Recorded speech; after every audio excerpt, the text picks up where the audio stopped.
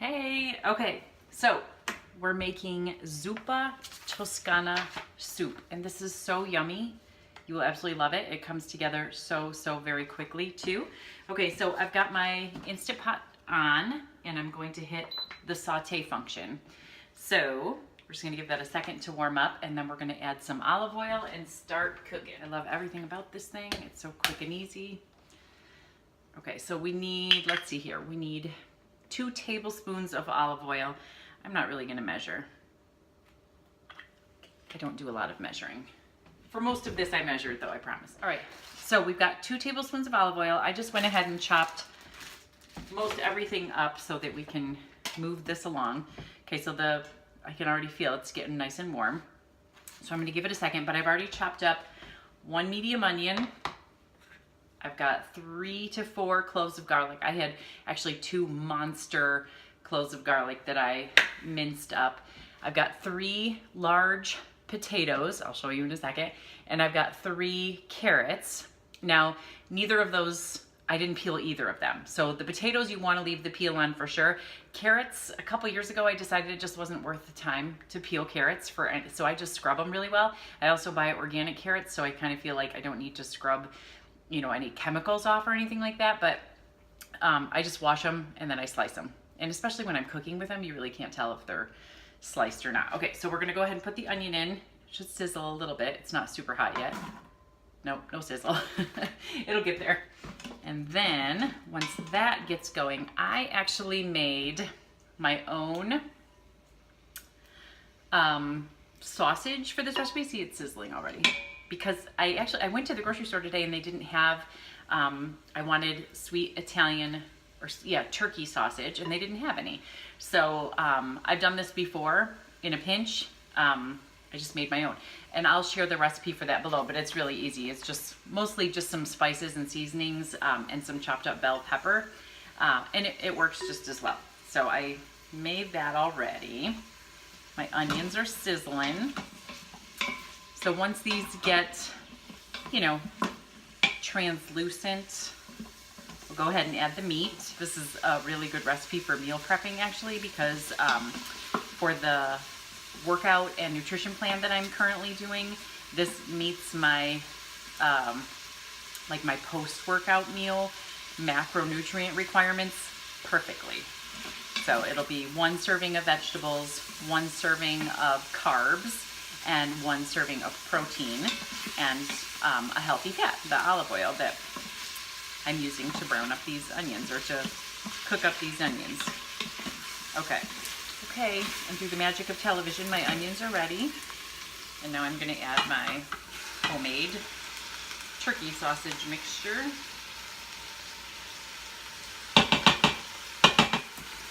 And I'm gonna just kind of move it around, brown it up, kind of crumble it as I go. It smells amazing. Okay, so about, I would say 5 or so minutes later, the turkey is browned. And there's really not much grease to drain off, but I'm just gonna go ahead and drain the little bit that's there. All right. So now I'm going to add my garlic, and this just needs to get to know the meat a little bit, and it'll start to smell delicious. It already does smell delicious.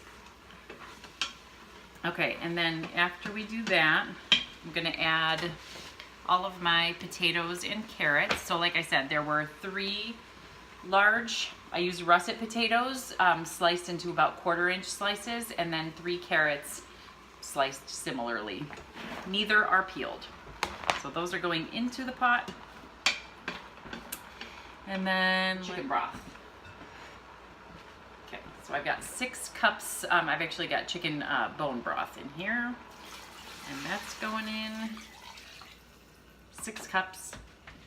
And that's it for now. Oopsie, making a mess.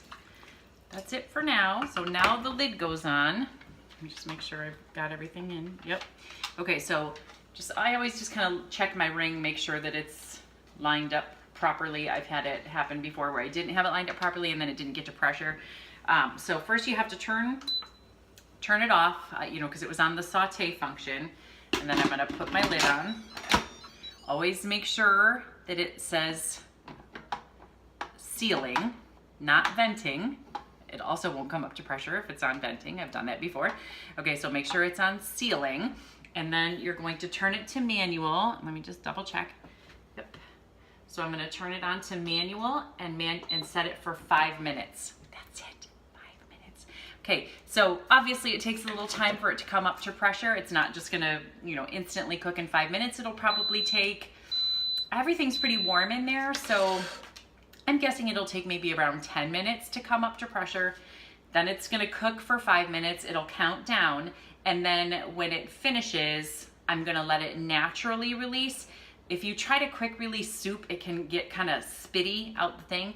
So that'll probably take about another 10 minutes for it to naturally pressure release. And while it's cooking, I'm going to get my kale. I need to chop 2 to 3 cups of kale. You can use baby kale, and that just takes a little bit of chopping, or you can just use regular kale. I don't usually use the stems. They're a little bit too hard if you're using the full leaf of kale. I usually just take the green off of the stem, off the stalk, and throw that part away. And then a little bit of milk, and I'll come back and show you that when this is done cooking. So all of the pressure is out of the pot now. The little peg has fallen in, so it's safe to take off the lid. Ta-da! This looks amazing. Also, did you know that the little thing here on the side is meant to hold your lid up? Okay, so I'm just gonna give this a little stir and I'll show you the finished product in a second. You don't wanna stir it up too much. You don't want your potatoes to get all kind of broken up. Ooh, it looks amazing. Okay, so then I'm gonna put in my 3 cups of chopped up kale, and just the heat from the soup, from the broth, will kind of wilt it, and that'll be perfecto. And then you want 3/4 of a cup of milk. You can use any kind of milk here. You can use unsweetened, unflavored nut milk, like almond milk or cashew milk. Chocolate would taste pretty bad in here, I would imagine.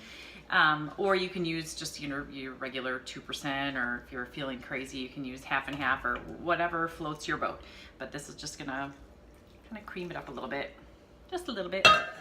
This is very healthy. Not a lot of extra fat in here at all, just the olive oil to cook up the veggies in. So you could probably afford a little half and half if you wanted to. But oh my goodness, all right, I'm just gonna show you what a bowl of this looks like. Get all the good stuff all the way down at the bottom. I love soup. I used to not like soup, but I love soup. Yum! Here is the finished product. A healthier take on Zuppa Toscana. Let me see if I can get this a little better. Here you go. A healthier, quicker take on Zuppa Toscana. This is delicious. Enjoy!